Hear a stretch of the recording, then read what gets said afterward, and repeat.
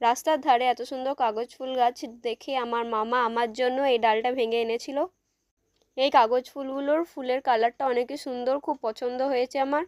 এই গাছটা আমি বসাবো কাটিং করে, দেখি গাছটাকে বাঁচাতে পারি কি না। এই কাগজ ফুল গাছটা আমি দুপুরবেলা এনেছিলাম, এটা মরে যাবে বলে এটাকে পানিতে ভিজিয়ে রেখেছিলাম।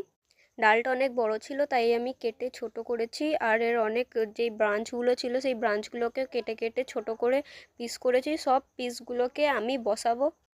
এই যে এক একটা কাটিংসের সাইজগুলো দেখুন কেমন সাইজের হয়েছে, না বেশি বড় না বেশি ছোট সাইজে রাখতে হবে। এটাকেও আমি বড় ডালটাকে আমি কেটেছিলাম।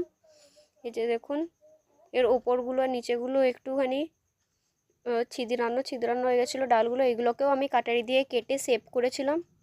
বাকি যে এক্সট্রা যেই পাতাগুলো বেরিয়েছিল ওই পাতাগুলো আমি কিছুটা ভেঙেছিলাম। ডালের যেটা ওপর দিকে ছিল যেই পার্টটা সেই পার্টটাতে আমি হলুদ লাগিয়েছিলাম। এই যে আমি এক একটা ডাল নিয়ে উপরের পার্টগুলোতে হলুদ লাগাচ্ছি।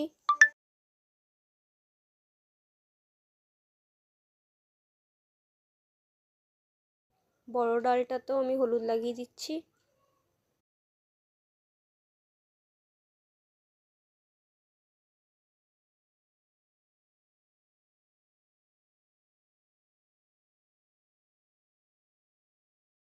যেই পার্টটা আমরা সয়েলেতে লাগাবো সেই পার্টটাতে আমি অ্যালোভেরাটা লাগিয়ে দিচ্ছি। সেই ডালের শেষের দিকটাতে আমি অ্যালোভেরা লাগিয়ে দিচ্ছি, সব ডালগুলোতেই লাগিয়ে দিয়েছিলাম।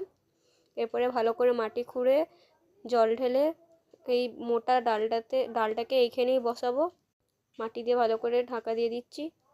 এই যে এখানে ছোট কাটিংসগুলো পটেতে বসিয়েছি, এই পটটাকে ভালো করে বসিয়ে আমি প্লাস্টিক দিয়ে ঢাকা দিয়ে দেবো যাতে বেশি ডাইরেক্ট সানলাইট না লাগে।